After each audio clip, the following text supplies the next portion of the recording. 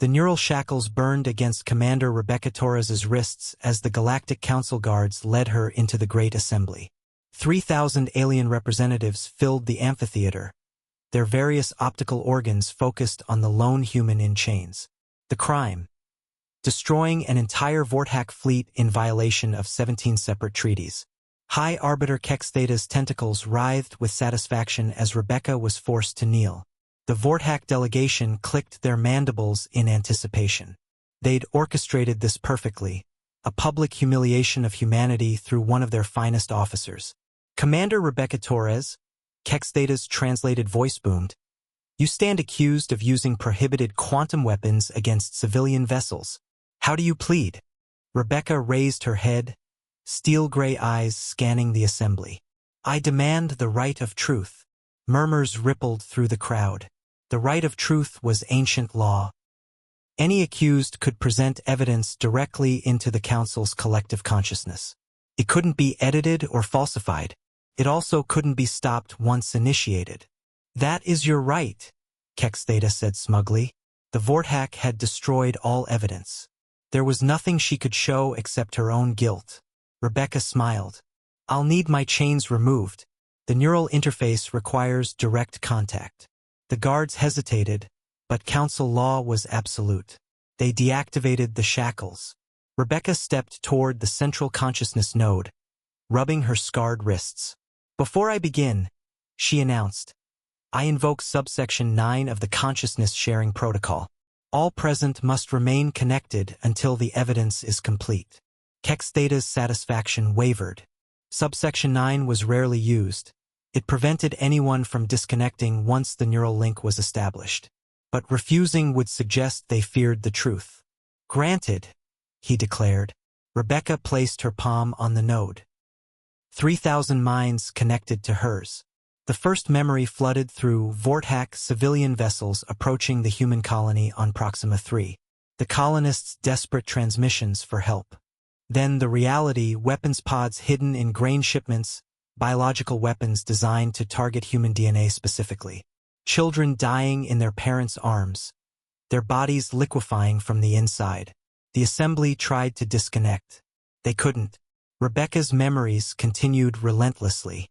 The Vorthack had counted on humanity's adherence to interstellar law. They disguised their military as merchants, knowing humans wouldn't scan civilian vessels. They'd recorded Rebecca's retaliation out of context, planning this trial for months. But Rebecca had something they hadn't expected. Her neural implant had been modified by Dr. Marcus Webb before his death on Proxima 3. It could store and replay quantum-encrypted memories from other sources, including the dying colonists who'd uploaded their final moments to her during the attack. 8,000 human colonists' last memories poured through the link. Every parent watching their child die. Every medic helpless against the bioweapon. Every moment of agony the Vorthack had inflicted while hiding behind civilian transponders. The Vorthack delegation began to convulse. Their own memories were being triggered. Conferences where they'd planned the attack, celebrations after the colony died, discussions about framing humanity for war crimes. "Stop this!"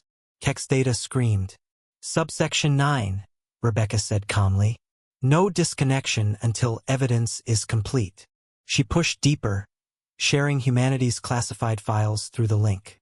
Every species in the assembly suddenly understood why humans limited themselves with treaties and laws. They saw Earth's history: nuclear holocaust, biological warfare, digital consciousness weapons that could delete entire species from existence. They felt humanity's collective trauma and understanding of what unrestricted warfare meant. Then Rebecca showed them what she'd found in the Vorthack computer cores before destroying their fleet. Plans to do the same to 7 other human colonies. Bioweapons already deployed. Children who would die unless the Vorthack provided the antidote. "You want to judge me?" Rebecca's voice echoed through 3,000 minds. "Then judge this: I gave them one chance to surrender and provide the antidote. They laughed. So I used quantum torpedoes that deleted their ships from existence across all parallel dimensions. Not because I couldn't control myself, but because I could.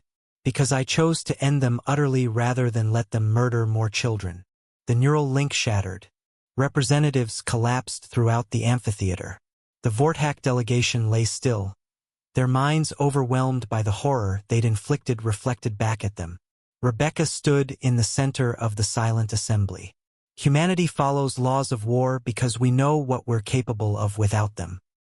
Cross those lines, and you'll discover why we drew them. High Arbiter Kextheta's tentacles trembled as he spoke. The charges are dismissed. The Vortak delegation will stand trial for war crimes. Rebecca walked toward the exit, passing the unconscious Vortak leaders. She paused, looking back at the assembly. Their heads are yours to judge now. I've already taken everything else. She walked out unchained, leaving 3,000 species with a new understanding of humanity's mercy and its limits.